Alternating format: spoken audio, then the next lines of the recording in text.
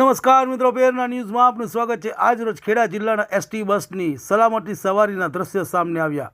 Nadiad સિકુંજ road ઉપર હળદરવાસ જતી બસનો ગુટકો તૂટતા ગટરમાં ઉતરી 50 મુસાફરો સાથે બસની અંદર બેઠેલા મુસાફરોનો જીવ તાળવે ચોંટાયા હતા। જો કે સદનસીબે કોઈ જાનહાનિ કે ઈજાઓ મુસાફરને ન થતાં હાશકારો થયો।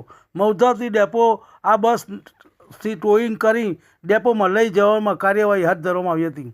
નડિયાદથી સિંહુંજ તરફ જતી બસને અકસ્માત સિંહુંજ રોડ પર ગાબડું નજીકની ઘટના।